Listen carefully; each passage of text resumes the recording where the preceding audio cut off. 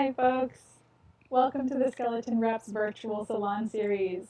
My name is Callie Considine. I'm the apprentice at the Skeleton Represents, and I'm practicing my craft under the artistic director and founder, Ria T. DiLullo. Hi, Ria. Hey, Callie. Thanks for hosting tonight. I'm really excited to have you. I'm so excited to be here. Off you go. See you all at the end. So tonight we will be experiencing Anya Kopischke's Belly of the Ship, a play with music. Anya, if you want to come wave. Hi, Anya. Hi. Thank you for all your hard work these last few weeks in production. It's been an absolute pleasure, and I'm so excited to see what happens. Thank you so much. It's been really so great working with you all, and I can't wait to see you tonight. Cool. So, before we begin, a little bit about The Skeleton Represents. The Skeleton Represents is a new works development company with a mission to explore modern myth. That could mean anything from recontextualizing ancient mythology in contemporary settings to exploring what's mythological about our own age. The Salon series is a method of exploring the possibilities of new theater in a play development setting. They're intended for plays that are past the point of reading and editing around a table and are in need of staging in front of an audience to develop further. Now, typically, we'd all be gathering in Ria's apartment to enjoy a Salon series and hang out together, but since the start of the pandemic, we've taken our Salon series to the virtual stage. The format is a bit different than live performance, but we hope you're still able to experience the communal aspect of coming together in a virtual platform to be part of the theater development together. After the show, the actors will turn their video on and take a bow, at which point you, the audience, are welcome to turn your video on and say hey. For anyone who wants to stay, Ria will lead a post-show discussion where you can ask questions of the artists as well as share your compliments as we celebrate together. Throughout the performance, we ask that you keep your video off and your audio muted, though we do encourage the use of the chat box as a way of sharing your supportive thoughts and reactions in real time. Thank you, and without further ado, please sit back and enjoy tonight's performance. Sarah, take us away. Belly of the Ship, a play with song by Anya Kopischke. Scene 1, I swallow up the moon. An open mic at a musty old sailor's bar filled with surly sailors. Tack, a teenager, stands out like a sore thumb. They go up to the mic.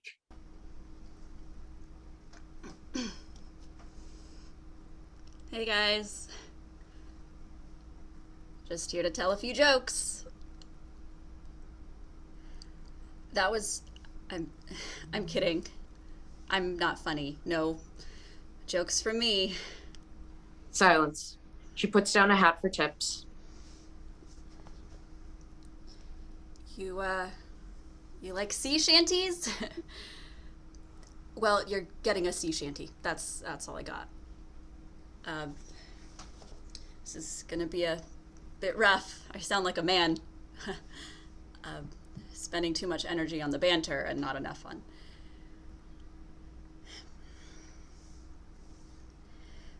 I drifted out to sea, clenching your heart in my teeth, biting down till this blanket swallows me.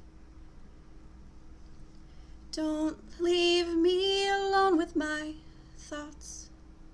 I will drink the ocean up, and I will sink down with your heart. Stretch your skin around my ship. I'll be your bones, I'll crack your hip, sailing through your joints until I feel them rip.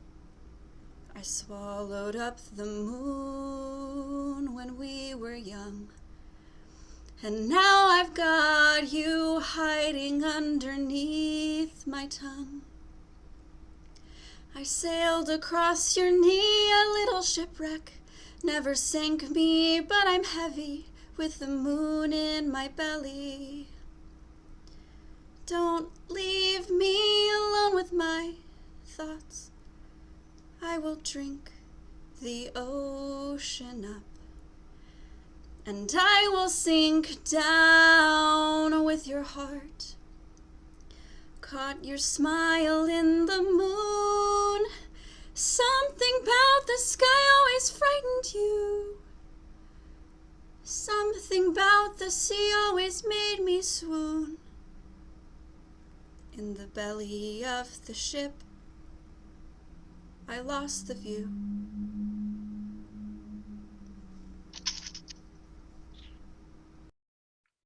$750 miles per hour. West. The opposite direction. The Earth is turning. Approximately 45 degrees latitude. You stay still a while, the Earth turns around you. It could be 5 o'clock forever. Any faster and the sun moves backwards. It's a question of focus, straight lines. It won't stop time from moving. But is time really moving if the sun don't? Are you really moving if the Earth stops? He drops a few coins into Tack's guitar case, hat, box, and walks away. Tack stares. Scene 2, the man in the moon. Far away in the sky, the man in the moon is the full circle of the moon, but only a sliverish lit. I know the secrets of the universe, but nobody listens to me. But I'm up here. I see things. First of all, yes, there's another world where you're happy, but that doesn't matter. You're not meant to be happy. Happy you is boring. I've met them, all of them. They're awful. I'd like as much as anyone to see the Earth as a big blue ball on which you could sail west at 750 miles per hour in the opposite direction that the Earth is turning at approximately 45 degrees latitude and stay while the Earth turns around you. I'd like to believe it could be golden hour forever, but I'd be a fool. The Earth is flat. Of course, you don't want to hear it, but what else can I tell you? I'm up here. I see things. All you have are your little scientists and your little eyes. The world has an edge, a cliff that drops off into nothing. But it repeats itself. So you think you're going around and around and around, right? That's why every new version of reality feels so lonely. Every time around is a new world and new people, and nobody really knows you there. And you've never really met them either. And these itty-bitty differences keep throwing you off. And these worlds just keep repeating like that over and over and over and over. But not for infinity. Just a bit below that. You got to fall off the edge of the Earth at some point. Scene 3, story of a girl. In the sailor's bar, Tack is sitting at the bar with the root beer float, surrounded by surly sailors. She's talking to one of them.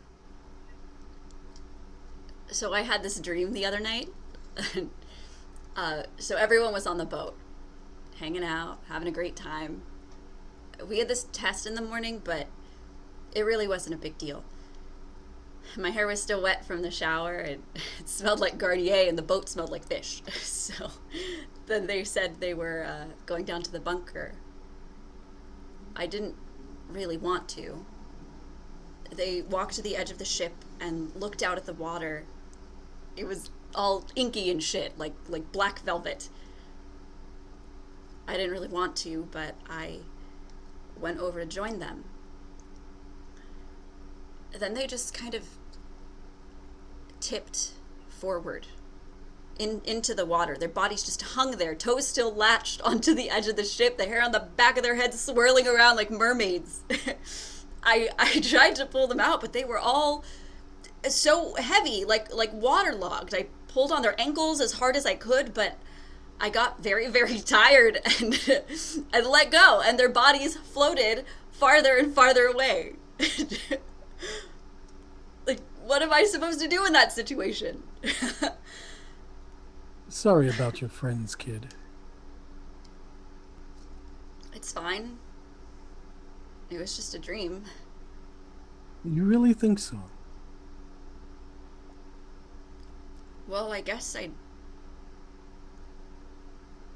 don't remember why I'm here. I want to tell you a story.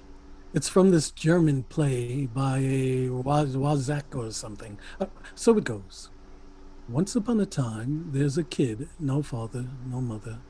Everything is dead and no one is left in the whole wide world. So it goes on this journey, search day and night. It wasn't even our final. But nobody is left in the whole wide world. Everyone is dead, gone. So it wanted to go up to the heavens, and the moon was looking at it really friendly. What are you doing? Well, I'm trying to tell you a story. What are you? I'm the man in the moon. What are you?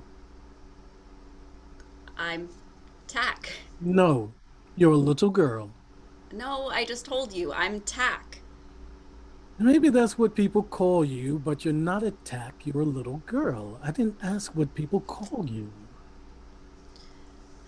Why are you talking to me? I'm trying to help you get your friends back. They're at the bottom of the ocean. You have two options. You can jump in after them, follow them to the ocean floor, I don't really want to. or you can look for them in another world. In other worlds, things are different. Different, like my friends never fell into the ocean? There are infinite versions of your friends just worlds away, and some of them are dead, but also some of them aren't. I don't get it. There's millions of worlds just like this, but a little different. In some worlds, their water is orange and the sky is purple and the grass is yellow. And in others, there's only one language. And in others, there's no language at all. And in some, elephants and whales are the size of a penny, but flies are monstrous and squids are giant. Giant squids? The entire bar turns around, suddenly very interested. Yeah, like the ones they write about, okay? Giant squid? Calm down, calm down. Is that where my friends are still alive? The world with the giant squid? Who's to say? Just don't go and make it ink itself. Oh, why not? It's just messy. Other worlds operate differently than this one. But are my friends the same people as they were here? More or less.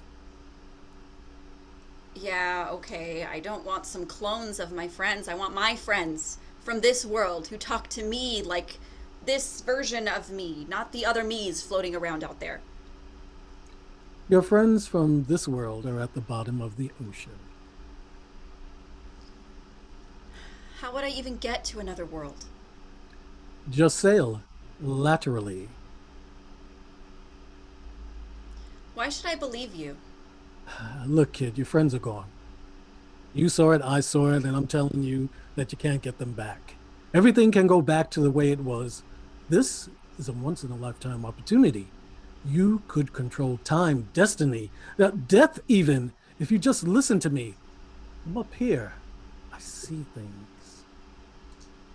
Why should I trust you? Jesus Christ, kid, you need an adventure.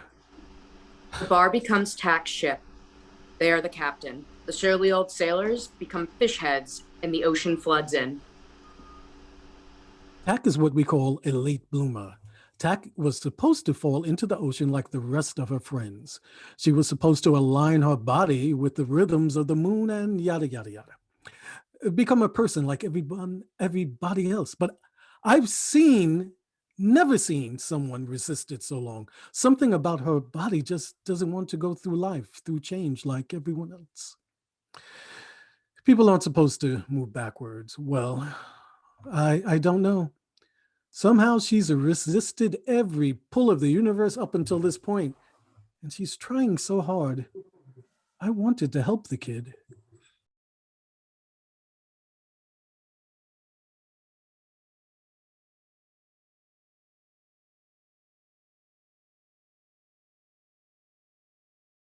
I can carry thee out to sea, fetching your heartache my teeth, biting down till its blanket swallows me.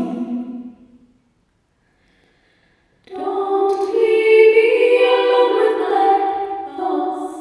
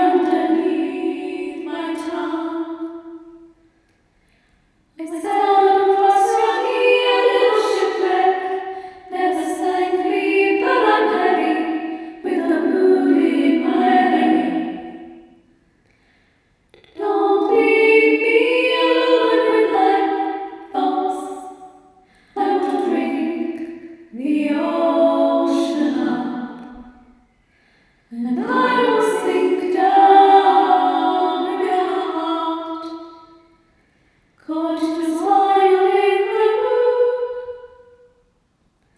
Something about the sky always frightened you. Something about the sea always made me swoon. In the belly of the ship, I lost the view.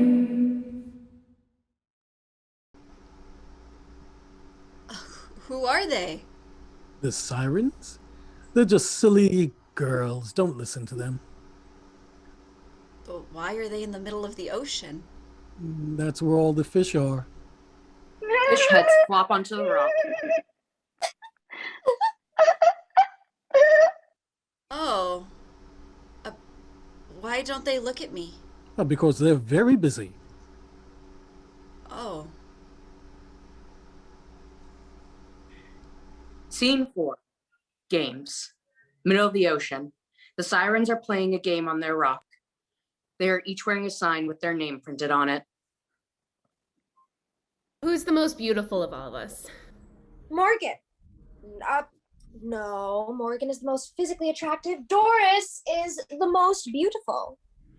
What makes Morgan the most physically attractive? Very soft, compact features. Are smaller things always more attractive? No. Are women more beautiful than other genders? Yes. I mean, I'm more attracted to them. When are you the most beautiful? When I'm sleeping. How would you know? I think I would look really good spread out like that. Who do you trust the most? Morgan. Who have you had the most meaningful conversation with?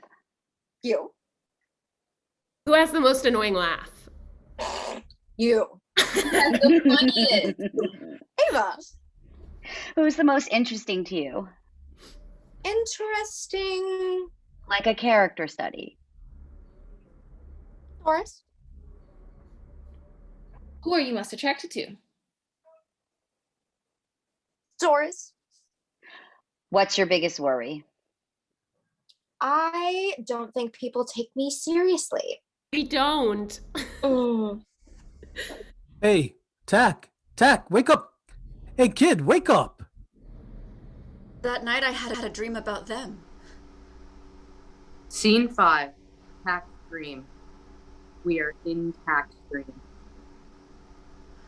Hey, kid. I was alone on the boat. My friend's bodies had floated away, far away, too far for me to sail after them. Then they came up to my boat. Get in, honey, we're late. In a chariot. I was in my underwear. The sirens My take underwear. them in the ocean with them. My underwear was big and baggy and went down to my knees. They had little tigers on them. And I wanted to tell them, but I knew they wouldn't like it. She shows the sirens her underwear. The sirens are not pleased. The sirens take out scissors and begin cutting the tigers out. They cut the tigers out of my underwear. And then they dropped me off at a festival. There was a potato sack race. Fish heads are lined up in potato sacks. Tack joins the line and gets in their own potato sack. And then I saw him. On your mark, Hey! get set, Wait! go. The fish heads start jumping. Tack hops after them. Are we friends? I can't remember. Tack catches up to the fish head. They wrestle each other. He is winning. Hey, are we friends? I don't remember where we left off. Tack begins to drown. The remnants of the dream disappear. Are we... I can't... Wait! She manages to save herself, crawling back into the ship. They shiver alone on the boat. They see little toes dangling off the edge of the ship. She runs to the edge to grab them. Then suddenly, flash of lightning. A storm. Tack rushes to fix the sails. Scene 6, Faces of the Moon. Universe 1. A world in which the only form of communication is ripping off someone's head and listening to their thoughts. The storm calms. Man in the moon has waxed. More of his face is brightened.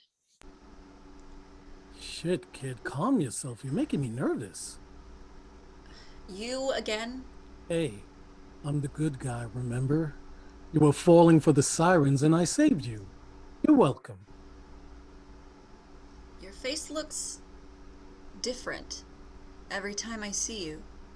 I'm an illusion. I'm really okay. Thanks. You sure, kid? I'm fine. Fine. Who's the fish head? What? From the dream. You saw that part? I'm up here, I see things. I don't like that. It's just my position.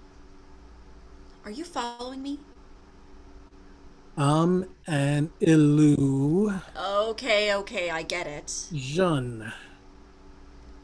So, who's the fish head? Is that what you call them? It makes sense, doesn't it? I don't think I really know him. Well, you saw him somewhere. Otherwise, he wouldn't have had a face in your dream.